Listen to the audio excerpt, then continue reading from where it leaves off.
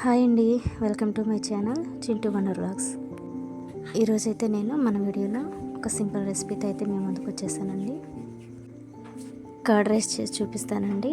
Curd rice అంటే అన్నంలో curd వేసుకొని తినేయడమే కదా అనుకోవచ్చు, కానీ అలా కాదండి. ఇలా సింపుల్గా చేసేసుకుంటే చాలా రుచిగా ఉంటుంది. వీడియోని ఫస్ట్ నుంచి లాస్ట్ వరకు స్కిప్ చేయకుండా చూసేయండి. వీడియోలోకి వెళ్ళిపోదాం. నేనైతే కర్డ్ రైస్ కోసం ఒక కప్ రైస్ తీసుకున్నానండి. మిగిలిపోయిన అన్నంతోనైనా చేసుకోవచ్చు, లేదంటే ఫ్రెష్గా అయినా చేసుకోవచ్చు. ఒక కప్ రైస్కి 1.5 కప్పు వరకు పెరుగు తీసుకోవాలి. చక్కగా గుజ్జుగా ఉండాలి కాబట్టి పెరుగు ఎక్కువగా ఇష్టపడే వాళ్ళు ఒక 2 కప్పుల వరకు తీసుకోవచ్చు. తీసుకుని ఇలా కలిపేసుకోవాలండి. అన్నం కొంచెం మెత్తగా ఉంటే బాగుంటుంది.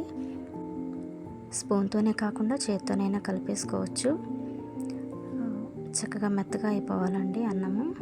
అలా కలుపుకున్న తర్వాత పెరుగు ఎక్కువగా ఇష్టపడే వాళ్ళు కొంచెం ఎక్కువగానే వేసుకోవచ్చు. ఒక చిన్న ఆనియన్ అండి, ఒక సగం వరకు వేసుకోవచ్చు. చిన్నగా కట్ చేసుకోవాలి.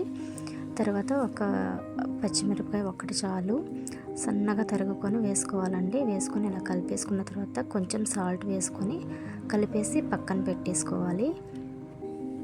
స్టవ్ వెలిగించుకొని కడాయి పెట్టుకొని ఒక 2 టేబుల్ స్పూన్ వరకు ఆయిల్ వేసుకోవాలండి. ఆయిల్ వేసుకున్న తర్వాత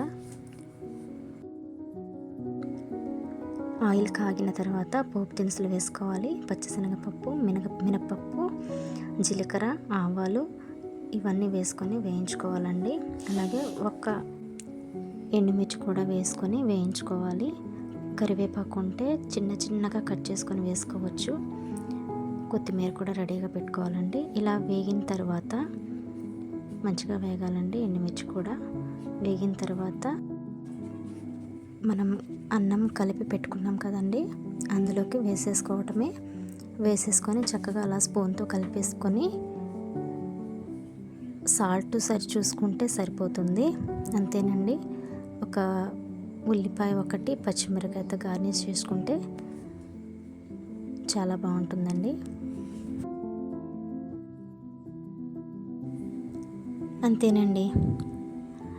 చాలా సింపుల్గా టేస్టీగా అయితే కర్డ్ రైస్ అయితే రెడీ అయిపోయింది. చాలా బాగుందండి. ఒకసారి ట్రై చేసి చూడండి. నచ్చితే లైక్ చేయండి, షేర్ చేయండి. నా ఛానల్ని సబ్స్క్రైబ్ చేసుకోండి. Thanks for watching.